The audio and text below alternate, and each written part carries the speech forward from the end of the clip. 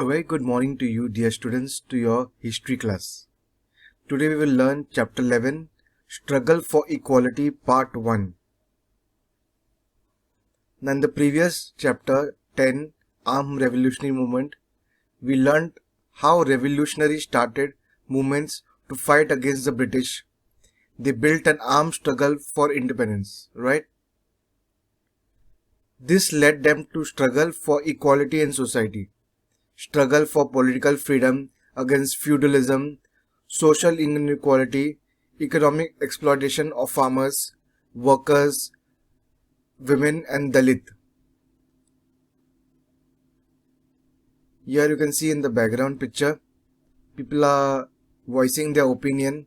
They're going on protests and marching against the government, against the people who are oppressing them. And here, this is one of the revolutionary, Sani Guruji, who supported them and led them. How did they do all this? What movements were started to bring about the changes? We will learn about all this in this lesson. Firstly, let me ask you a question, children. I want you to answer this. Why inequality towards women? One video will be played and you will see that there is a lot of inequality in society, especially discrimination towards girls and women with regards to work, health and safety. I want you to observe the problems faced by women in Indian society. Over many years together, women are facing problems. Also, currently in this scenario of lockdown, there's a lot of problems of work. People have lost their jobs. There's no source of income in the family. So there are a lot of problems happening nowadays. So in this video, I want to answer these 3 questions. Which are the problems faced by women? What can you do to help to solve problems? And how can society and government help women? Watch this video, students, and then find out. So students, you have seen in the news in the previous video about how the different types of atrocities and inequalities which are happening in India against women. And also there are some schemes which are helping women also, that will help women to live a better life. Now let's go ahead and now we enter into the explanation of this lesson. In this part, in the first module, you will learn about modern India. In that we'll learn about struggle for political freedom against feudalism, social inequality, economic exploitation by farmers, workers, women, Dalits, etc. Then we'll go to Peasant Movement. What is Peasant Movement? Peasant basically means farmers movement. Indigo plantation revolt, Akhil Bharatiya Kisan Sabha was established. All this you will see in Peasant Movement. Then we come to Workers' Union. In that we learn about the Great Indian Peninsular GIP Railway Worker Strike. And lastly we'll do is Socialist Movement. In that we learn about the forming of the Congress Socialist Party, participation in International Communist Movement. Now I'll play the video for you and I want you to watch it carefully. Okay, thank you. My dear students, today in Standard 8th History, we'll be learning the topic Struggle for Equality. Now here in this topic, we are going to learn about Peasant Movement, then the Socialist Movement, Feminist Movement, Dalit Movement, and basically in the progress of modern India, struggle for political freedom was important, and about that we people are continuously studying, we people are continuously talking in the previous chapters. This political freedom was based on broad philosophy of man's emancipation, and therefore in the course of this struggle along with political dependence there was opposition to things like feudalism, social inequality and economic exploitation. So by this we can conclude, or we can say that at the same time in India at that time or at that period, two movements were there. One for the political freedom from the Britishers and another movement for the freedom from inequality, freedom from feudalism and movement against the social inequality and economic exploitation. Now if we people study the Indian society or the nature of our Indian society, pre-independence Indian society, then we can understand that there were a number of castes and religions, and the society was based on many social norms and social conditions, and because of that there was the situation where social inequality was there, practice of untouchability was there, and to solve this many leaders started this movement, and about that we are going to talk in this topic. So like the freedom, the principle of equality is very important, or we can say that as freedom is important, that much equality is also important. So from that point of view, the contribution of movements built up by various social groups such as farmers, workers, women, Dalits, etc., as well as the stream of socialism giving importance to equality proves to be significant, and without realizing its contribution we will not be able to understand the developmental process of modern India. So if we people are going to understand or to talk about modern India, then it is very important to talk about the political freedom movement and at the same time social movements of modern India. So in this topic we are going to talk about that, and in this the first one is Peasant Movement, then Socialist Movement, Feminist Movement, Dalit Movement and Workers Union. So one by one now we'll talk in detail about. So the first one is here, Peasant Movement. The Indian farmers had to suffer due to the ill effects of British economic policy, and the one very important thing about India is that India is an agrarian country. Number of people directly or indirectly dependent on the agriculture now also, and if we people talk about that period before independence, तो near about हमारी पूरी की पूरी population जो है वो खेती पर ही depend थी, and due to the ill effects of British economic policy the Indian farmers had to suffer. The British government used to protect the landlords and money lenders. So the policies of British government were not for the common farmers or for common people. The British government used to protect the landlords and money lenders, and on many occasions the farmers rose against these injustice, and not only in any particular part of the country but everywhere in the different parts of the country, different regions of the country, farmers rose against this injustice. The peasants in Bengal formed their union and revolted against the compulsion of cultivating indigo.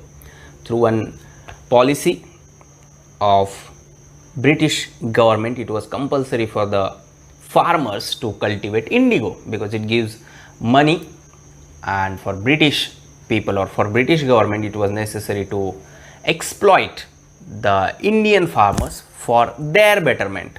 So British government made it compulsory of cultivating indigo, but the peasants in Bengal formed their union and revolted against the compulsion of cultivating indigo.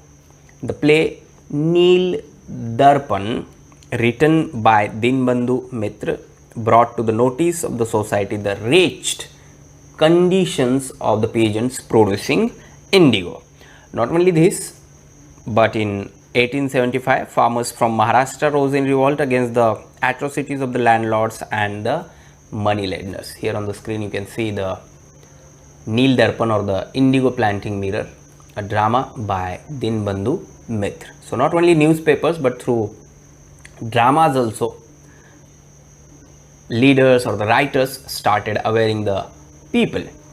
So in 1875, farmers from Maharashtra rose in revolt against the atrocities of the landlords and moneylenders. The farmers in Uttar Pradesh.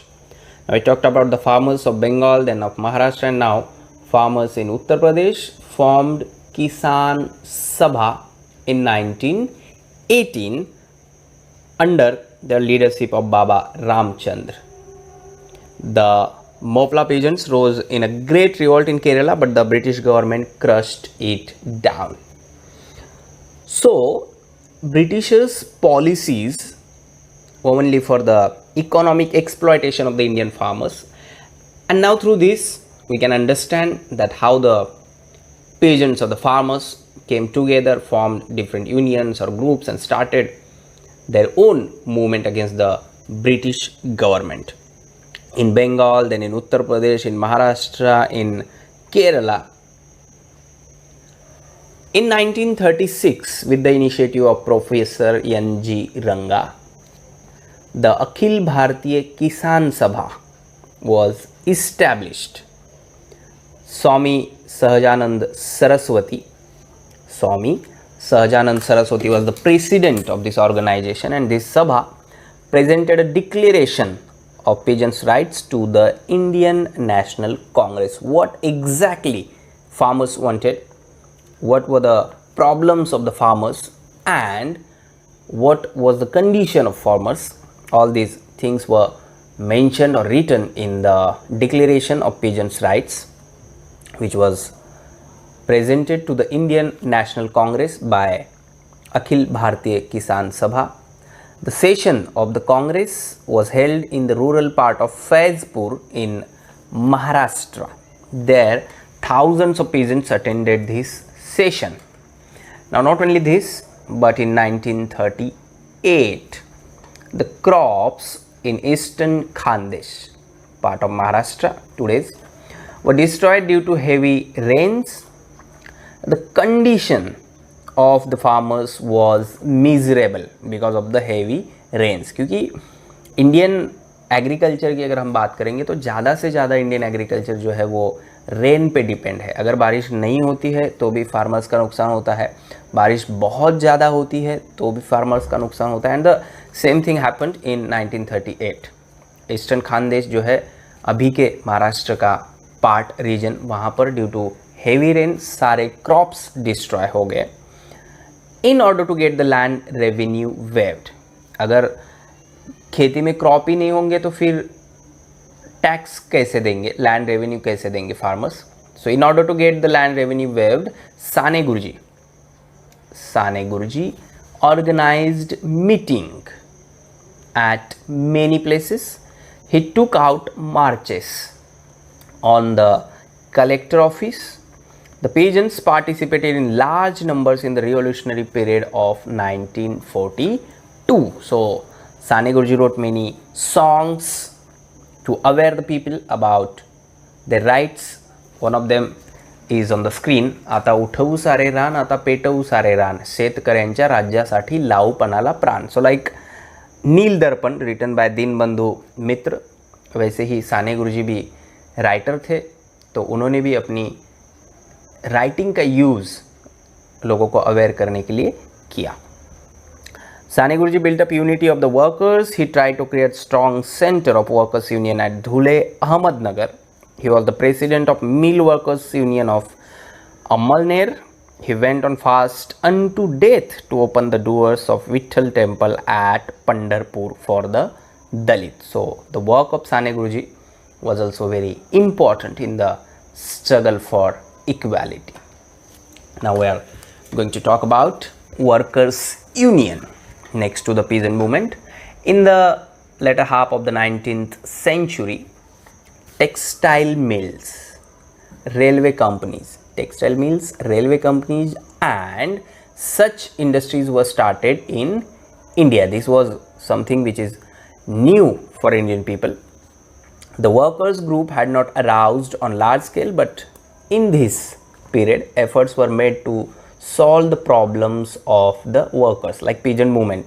जैसे खेती करने वाले लोग हैं, उनका exploitation हो रहा है, उनके राइट्स उन्हें नहीं दिए जा रहे, तो वो इकट्ठा हुए, उन्होंने अलग अलग ऑर्गेनाइजेशंस बनाई या फिर पॉलिटिकल पार्टी की तरह कुछ ऑर्गेनाइजेशंस बनाई एंड अपनी मांगे सरकार के सामने रखी, या फिर उस वक्त के जो बड़े पॉलिटिकल पार्टीज थी जैसे इंडियन नेशनल कांग्रेस, उनके सामने रखी.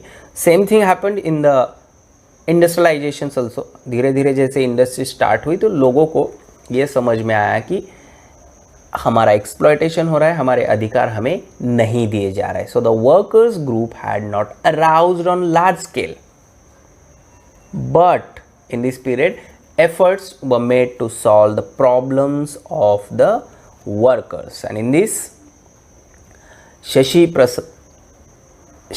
Banerjee and Narayan Meghaji Lokhande organized the workers at local level.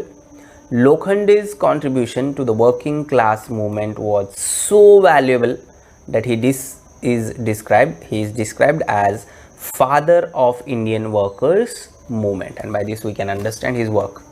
अगर किसी लीडर को किसी एक मूवमेंट का फादर कहा जाता है, father of Indian workers movement, then we can easily understand his role or his work for the workers. So Bombay Mill Hands Association in 1890. The native place of Narayan Meghaji Lokhande was Kanesar near Saswad in Pune district. He formed the Mill Workers Union known as Bombay Mill Hands Association in 1890. This workers union is believed to be the beginning of organized movement in India. So this was the first of this kind. He was also the chairman of Mumbai branch of Satyashodak Samaj, which was founded by Mahatma Phule.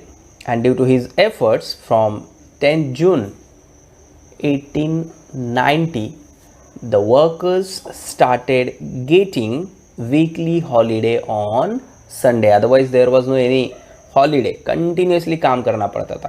काम के hours भी fix नहीं थे और days जो थे वो पूरे दिन काम ही करना पड़ता था. So he was the leader because of whom the workers started getting weekly holiday on Sunday. At the same time, an agitation was launched against the wretched condition of the tea plantation workers in Assam, like indigo, compulsion of indigo. In 1899, the Great Indian Peninsular GIP railway workers called for a strike for their demands. And during the anti-partition movement, workers carried out strikes from time to time in support of Swadeshi.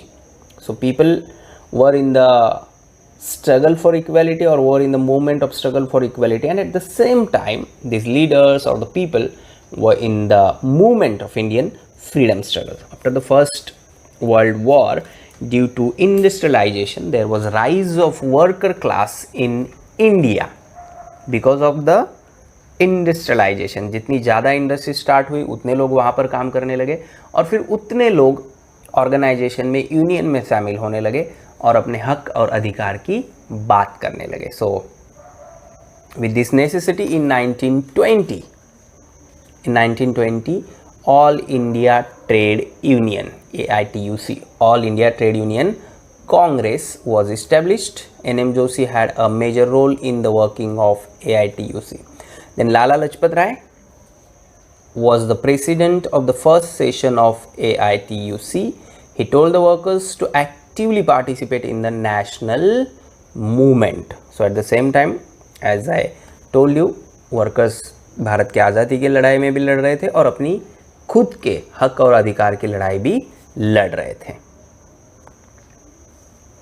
Shripad Amrit Dange, Muzaffar Ahmad, such socialist leaders by spreading the socialist ideology. So for any organization or political party or for any group, ideology is very important because such groups work on ideologies.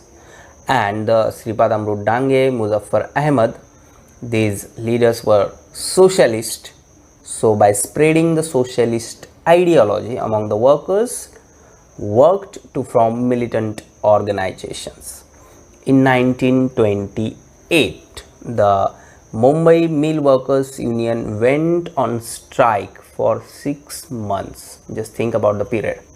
Strike पे चले गए for 6 months. Many such strikes were made by the railway workers, jute mill workers, etc. And the government was disturbed. To see the going strength of the workers movement, because number of people were participating in the movement and because of that उन्हें उनकी demand माननी पड़ती थी. So it was kind of danger in front of the British government, क्योंकि ये बढ़ता ही चला जाता तो उसकी मदद जो है, उसकी हेल्प जो है वो फ्रीडम स्ट्रगल को भी होती थी. So the government was disturbed to see the growing strength of the workers movement, and to suppress this movement legislations were made.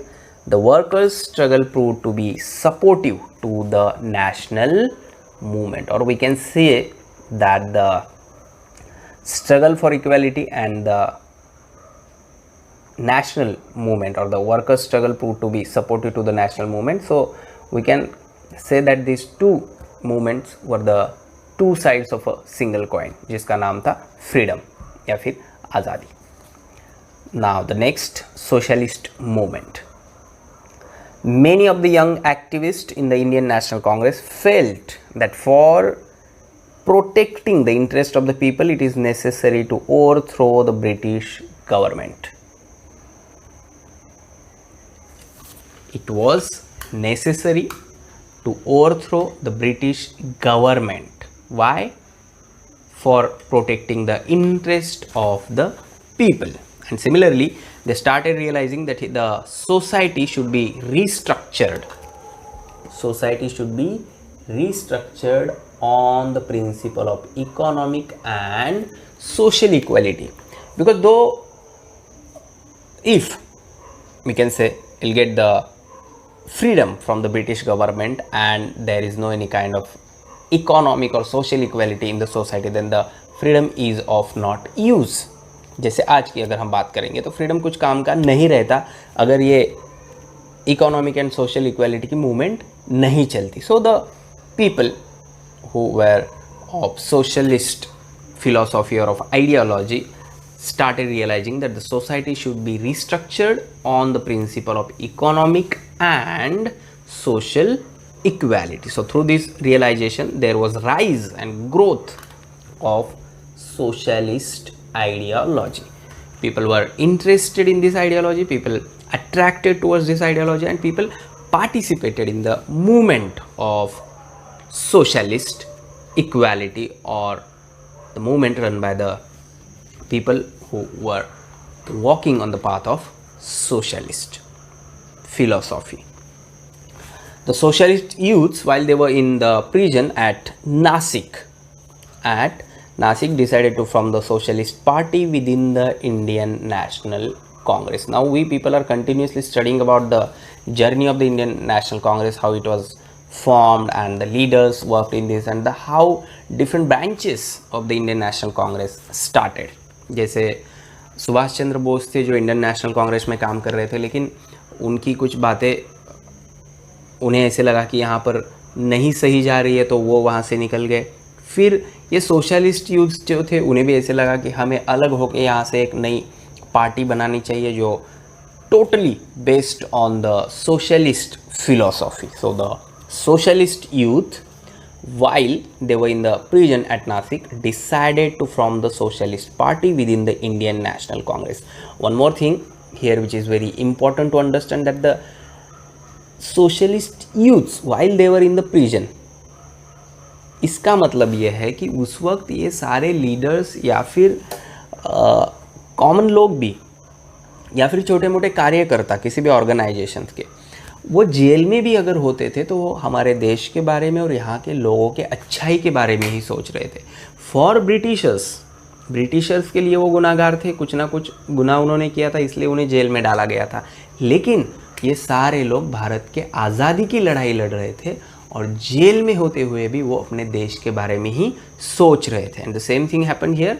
The socialist youths while they were in the prison at Nasik decided to form the Socialist Party within the Indian National Congress. According to this decision in 1934, the Congress Socialist Party was formed. Congress Socialist Party was formed, which included leaders like Acharya Narendra Dev, Jay Prakash Narayan, Minu Masani, Dr. Ram Manohar Lohia, etc. And in Quit India movement of 1942, these young socialists were in the forefront. So it is not only like that these people were in the movement of struggle for equality, but at the same time these leaders were in the movement of India's freedom struggle. Indians got introduced to Karl Marx and his communism. So whenever we talk about Karl Marx, then there is one word which means communism, or which is communism. Lokmanya Tilak had already written an article on Marx in 1881. After First World War, the influence of communism was felt in India. Not only in India, but everywhere in the different parts of the world. People were talking about Karl Marx, people were talking about the philosophy of Karl Marx, and people were talking about the principles of communism, or the specialities of the communism, or special things about the communism. So India, or if we talk about especially the socialist youngsters in India at the time, after First World War, the influence of communists was felt in India, and Manvendranath Roy played active role in the international communist movement.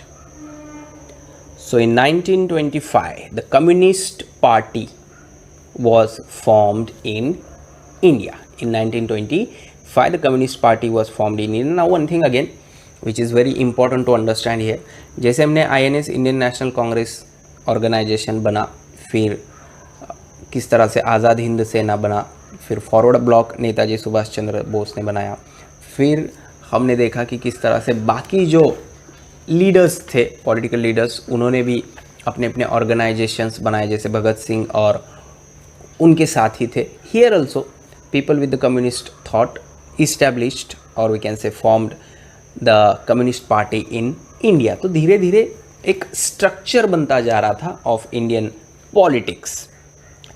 The work of building militant organizations of workers and peasants was done by the young communists.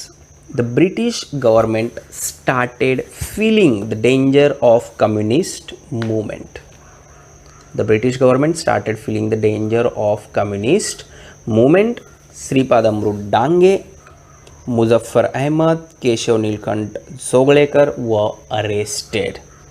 Now here one thing again which is very important, that the British government always felt danger of thought, felt danger of the people with ideology, felt danger of the people with philosophy, or felt danger with the leaders who can attract common people or can spread awareness among the people, or can stand agitation against the British government. So same thing happened here also. They were given different punishments. They were charged with planning of a conspiracy to overthrow the British rule. और ये तो था ही उनके philosophy में, to overthrow the British rule. The trial took place at Meerut and is therefore known as the Meerut conspiracy case. Even after the Meerut trial, the influence of communist workers movement remained constant.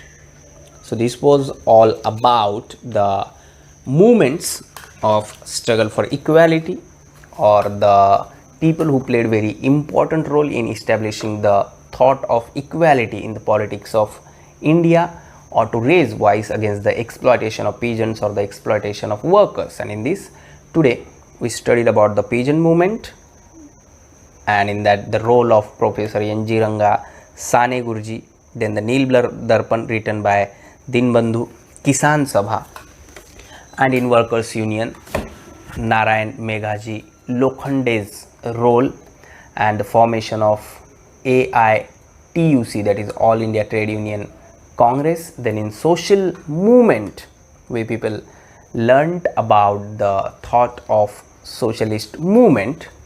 And the next part of this topic, we are going to study this topic into two parts. In the first part today, we people learned about Peasant Movement, about Workers Union, Socialist Movement, and in the next part or the second part of this topic, we'll learn about Feminist Movement, Dalit Movement. Please subscribe the channel and press bell icon to get notifications.